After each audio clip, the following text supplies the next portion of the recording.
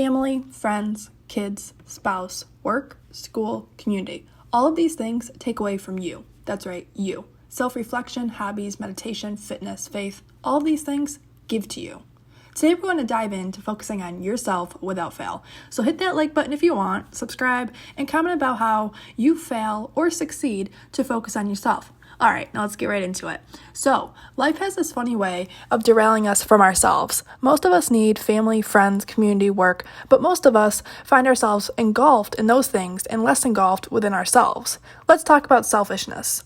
You know when someone says, oh, you're selfish, maybe you are, or maybe you aren't. If all you're doing is taking a step back for some me time and setting up healthy boundaries that promote that, then you are not selfish. We all need me time to prevent burnout, and if we're already burnt out, then we definitely need me time. However, some people are just selfish, and I'm sure we all know a few. But let's keep in mind not to throw out that word so loosely. Selfish people are defined as lacking consideration for others, concerned chiefly with one's own personal profit or pleasure.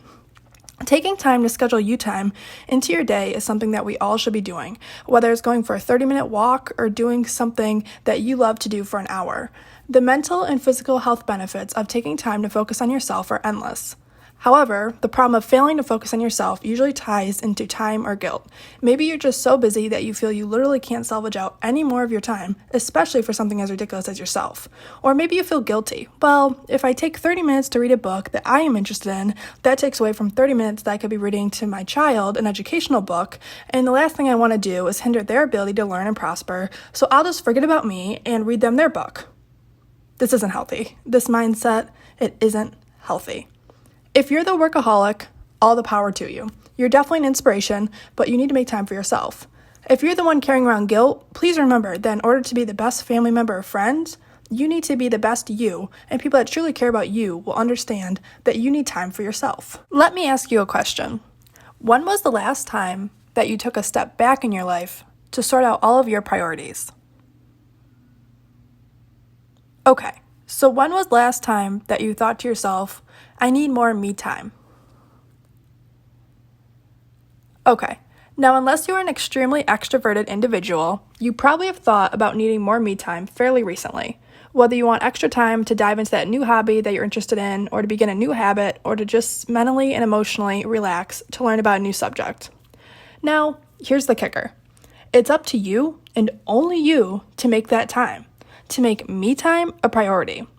What I do is I write down on my calendar almost all of my daily events, everything from all the tasks I have to do, exactly when I will take out time for myself, and all of the little things in between. I strongly encourage you to do the same, to actually sit down and write a list of all of the things you would do if you had the time, whether it be all the new books or podcasts that you would listen to, or all of the research that you would do on learning how to invest in the stock market, or maybe it's all of the recipes that you want to learn, or all of the things that you want to learn how to fix on your own so you don't have to always ask others for help. Or perhaps it's a list of local places that you want to visit. Every one of us has things that we would do and or learn in an ideal world. I hate to break it to you, but the majority of us will never live in that ideal world. Majorly because life is always changing at every twist and every turn. So, make the time now. I urge you to get a pen and paper out or type it in your notes, all these modern day things. So, write down all of the things that you would do for yourself if you simply had the time. This list should get you excited. This list should bring out a passion in you for living your life to the fullest. Now, once that list is written, take it and next to 5 of the items, put a star by them. Then go into your calendar and literally put them in. Maybe you're jam-packed, so you have to write them in for 5 a.m. That's okay, but make sure that when that morning comes, you wake up and do that thing, or you will just be disappointed and back to feeling like you haven't accomplished doing anything for yourself.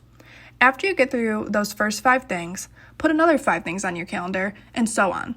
And before you know it, you will have accomplished so many things you thought that you simply just didn't have the time for. The goal of this recording is to make sure that you not only know how to make time for yourself, but that you understand the absolute importance in making time for yourself. So, many of us put ourselves on the back burner for what we think is the better good of those around us.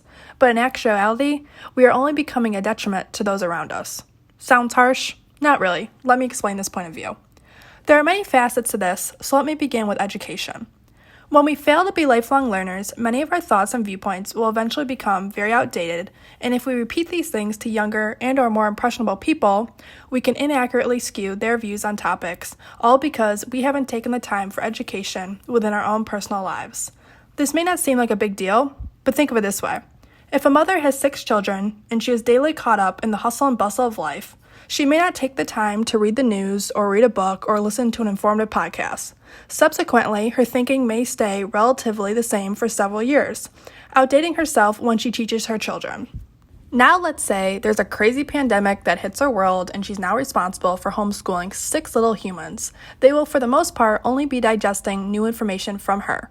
So when she tells them her views on current events or politics, she is likely telling them views that she crafted a decade ago and on decade-old information and current events. Think about all that can change in 10 years. All of the things that can happen in current events in 10 years that could change someone's view on politics and current events. Now, her kids are most likely going to be misinformed and craft their own beliefs based off of her lack of current knowledge. That's a scary thought, because one day those 6 little humans will be able to vote, and because they never saw their mom setting out time to be a lifelong learner, some of them may just hold steadfast to all of the outdated beliefs she had taught them during the pandemic for their whole lives. So if it's 2021 and she's talking about information from 2010, 2011, and they're now in 2050 and they're going off 2010, 2011 information, that is so scary. So I know it's a scary thought, but it is reality. I'm sure we've all met people that form a view once and never have the willingness to transform their lives over the years when new information becomes available. Just because you may not be in school anymore doesn't mean you should ever stop learning. Another reason we should prioritize me time within our lives is to be a better person to those around us. Life can be stressful, as I'm sure we all know too well. Life can bring out the best of us and ultimately the worst during stressful times. And oftentimes, we unfortunately see marriages fail, friendships fail, and familial relationships fail as well. A lot of the time, this can be attributed to people, quote-unquote, changing. Most likely, if someone created any type of relationship with you in the first place, it was because you brought something beneficial into their lives. And most of the time, that's just bringing in positivity, humor, and compassion into a person's world almost every time they see you. They want to be around you for those beneficial reasons. However, here's the catch-22. When we get comfortable with someone, we will not always act with a sunny disposition, nor should we have to. Albeit, if you become so comfortable that you start to bring negativity and or stress into their lives, they no longer will want to be in that relationship or friendship. So how can me time prevent this from happening to you, you may ask? When we take time for ourselves to meditate, pray, or look at our inner selves and dive deep into how we are actually influencing others' lives, we oftentimes will take notes of things that we can do to improve our impact on someone else. Maybe you're being short with your spouse whenever they bring up a certain topic that is meaningful to them. And until you actually reflect on your conversations with them, you don't even realize how discouraging you were being. Now, after you've reflected, you may just bring up that topic to them, making them smile and believe you actually care about what they have to say.